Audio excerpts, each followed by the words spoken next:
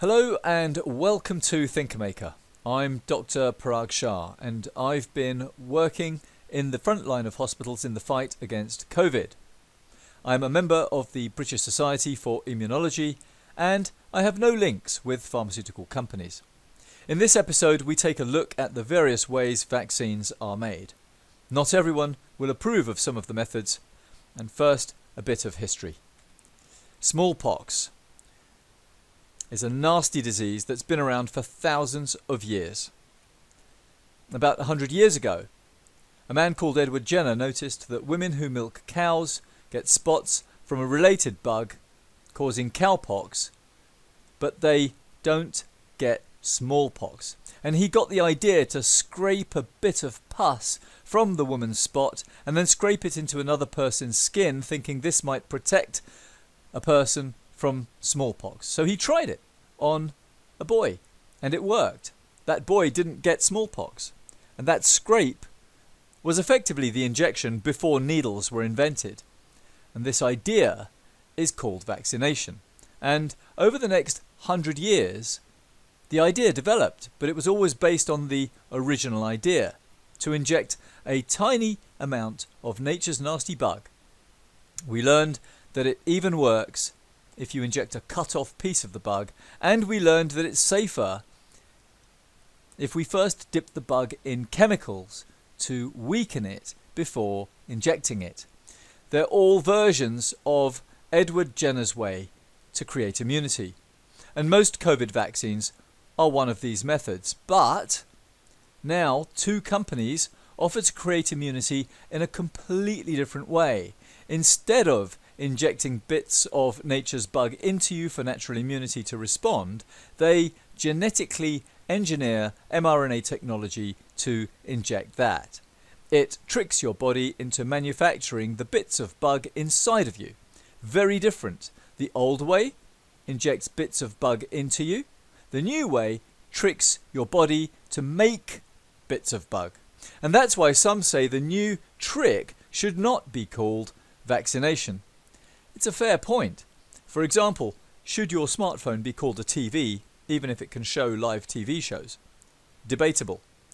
Now, we don't have 100 years of experience with this, but that doesn't mean you don't go for it. But if you do, note that it's like choosing to be on the first tourist flight to the moon. You are a guinea pig. And also note, some of the first guinea pig jet plane passengers did very badly. Those planes crashed because they had square windows, and scientists had no evidence that square windows weaken the plane's body. The lesson is that absence of evidence is not a reliable argument for or against anything. And also note that big business investors have a track record of initially hyping their product but taking years to acknowledge disasters like the ozone hole.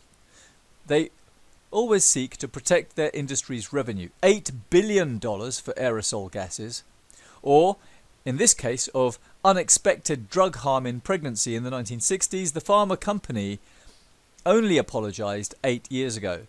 So, who knows how this story will end? For sure, human nature of investors has not changed, and they've got billions invested. So, keep your outlook balanced and immunise your mind against hype. Their assurances always hinge on absence of evidence, which is meaningless. Now let's see how COVID vaccinations work.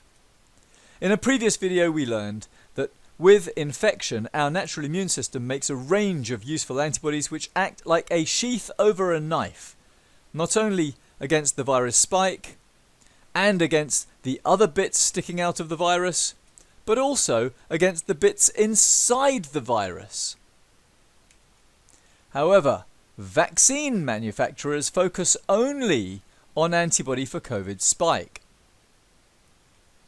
And that's to stop COVID using its spike to snag and break into human cells. It makes sense.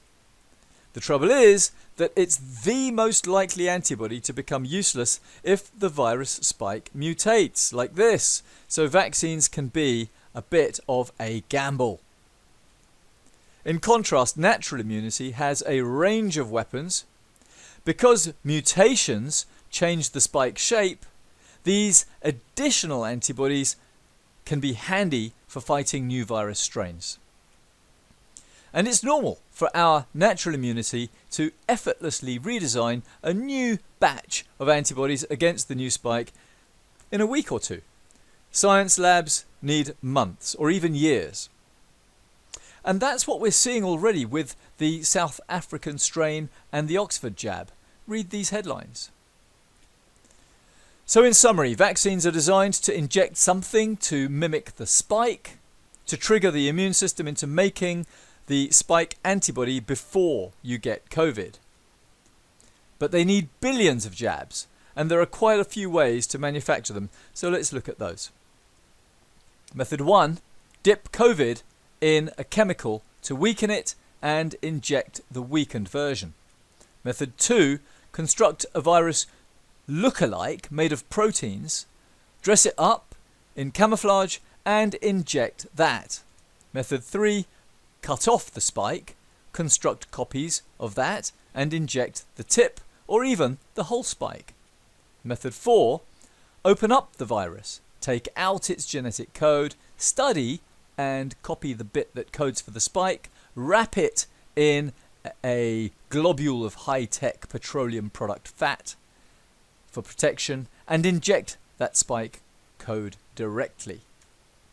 Method 5, open up COVID virus, take out its genetic code, study the bit that codes for the spike, make it into DNA and hide that DNA inside another virus, which is injected to sneak the code into the human cells. And this second virus acts like a Trojan horse. All really clever ways to try and fool the B cells to make lots of these antibodies. Now, I'm going to go deeper with this. If you have a faith or ethical belief, perhaps you're vegetarian or something, or maybe you're a medic with an ethical duty to respect people's lives, then stay with me just a bit more. There's something to know about the first 3 methods of making vaccines. They need an added ingredient called an adjuvant. The word adjuvant comes from the Latin word adjuvar, which means to help. Including an adjuvant in the vaccine ingredients is like giving immune cells a cup of coffee to make them more alert, sharper at spotting the virus spikes and coming to deal with them. Our immunology textbook tells us that these 3 types of vaccine need adjuvants. And you'll be surprised at some of the stuff they've tried adding to vaccines for this purpose. Believe it or not, baking powder was once tried. Today, some vaccines use stuff called saponin from the soap bark tree. Others use squalene from shark liver oil. It's quite hard to find the information. Here, the World Health Organization webpage says that squalene is adjuvant code number AS03, but doesn't mention that it's found in sharks. It is found also in plants, but easier and much cheaper to get it from sharks. Typically, doctors and vaccine givers are not told this. On the ingredients list, vaccine makers use the obscure code numbers MF59 or AS03 are squalene, AS01B is saponin. This table reveals some code numbers and what they are. Below are 2 reference links. The digging has been done for you. Do check it out. Obviously, vaccines made using these methods could be an ethical problem for vegans and wildlife conservationists. Now, hush hush, there's also a little something to know about regarding these vaccine manufacture methods. They often depend on exploiting fetus cells. Let's use the Oxford DNA vaccine as an example to explain. Millions of identical vaccine doses have to be manufactured. How do they do it? Well, here's how. Get a sample of COVID, crack it open to get its genetic code, cut off the bit that codes for the spike, convert that into genetically engineered DNA, then get another virus that's quite harmless to humans and open it up. The Oxford vaccine uses a virus from monkeys. And then put that bit of DNA code into the monkey virus, which is going to act like a Trojan horse to carry that bit of DNA into human cells after injection. Finally, close that up and put it in a solution ready for injection. And remember, all of that has to be achieved sterile, without contamination. Now, in order to make millions of shots, you need a supply of millions of uncontaminated copies of that carrier virus. How do you mass produce that much uncontaminated virus? The answer is in the following story. Once upon a time in the 1970s, a pregnant woman had a legal abortion. She did not give permission for the fetus to be used for science. Without her knowing, cells were taken from that fetus to be reproduced and used for science. Of course, that fetus died, but cells that came from it have been kept alive artificially and reproduced ever since. Fetal cells are very good for this, resulting in billions of identical copies of human cells, all descended from that human fetus. And this is called a cell line, and they are sterile. These cell lines have code numbers such as HEK193. And there are several human cell lines that are descended from abortions back in the 1970s and 80s. The cell lines are sold to labs around the world to be used for making millions of clean copies of monkey virus to make a vaccine. But still, how exactly? Easy. You just take this first monkey virus to a lab and insert the virus in one of the human fetal cells like this. The fetal cell reproduces itself by dividing, and when it divides into two, you get another copy of the virus. Just keep going till you have enough for millions of vaccine doses. Here are the names of just some science centres using such fetal lines with their code numbers. Recognise any names? Method 1 also uses cell lines to mass produce uncontaminated weakened virus. You see, this goes deep. Now, for you fact checkers, this article by the BBC tells the true story. Note it says aborted cell tissue was effectively stolen. There's the link. Check it out.